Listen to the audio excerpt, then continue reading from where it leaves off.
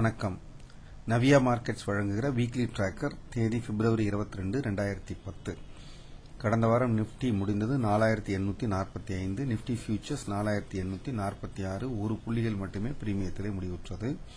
Foreign institution investors 769 கோடிக்கு நிகரமாக வாங்கியிருக்கிறார்கள்.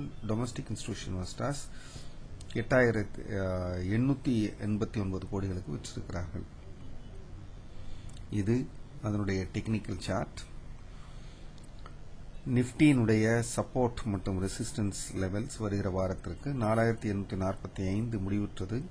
Support 1 4780, support 2 4660, resistance 1 4950, resistance 2 5050.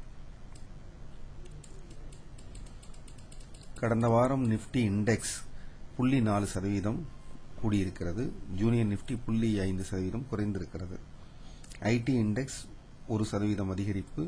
Bank Nifty 1.2% அதிகரிப்பு. மிட் கேப் இண்டெக்ஸ் 1% குறைந்திருக்கிறது. Hindalco, Ranbaxy, HDFC bank, Axis bank, Tata steel போன்ற நிறுவனங்களுடைய விலைகள் உயர்ந்தன. India bulls real estate, Bharti Airtel, Unitech, Reliance infra, DLF போன்ற பங்குகளுடைய விலைகள் இறங்கின.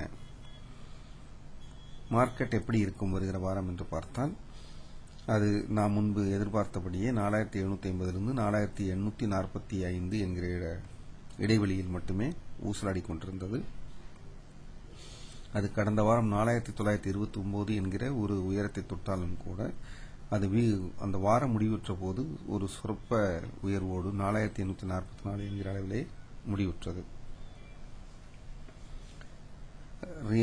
ரியல் எஸ்டேட், பவர் போன்றவை விலை இறங்கிய பங்குகளாகவும், மெட்டல், ஐடி, பேங்க் முதலியவை விலை உயர்ந்த பங்குகளாகவும் கடந்த வாரம் அமைந்தன.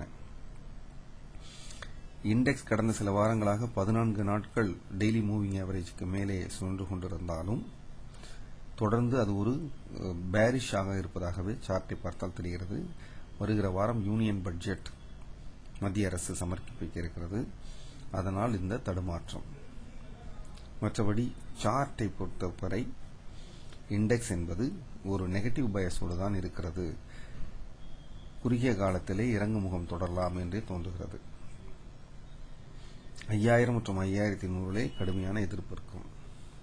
அதற்கு மேல் போனால் மட்டுமே இண்டெக்ஸ் சிறப்பாக இருக்கும். அதை தாண்ட முடியாத பட்சத்தில் அது மீண்டும் 4720, 4520 போன்ற லெவல்களுக்கு வரலாம். இதன் காரணமாக நாங்கள் சொல்ல விரும்புவது, ஏதாவது ஒரு வாய்ப்பு கிடைத்தால் ஷார்ட்டே போகலாம். டார்கெட் 4750, 4530. ஒரு சில தினங்கள் 5100க்கு மேல் நிப்டி இருக்கும் பட்சத்தில் மட்டும் நெகட்டிவ் லுக் என்பது இல்லாமல் போய்விடும், பாசிட்டிவாக மாறும். வணக்கம்.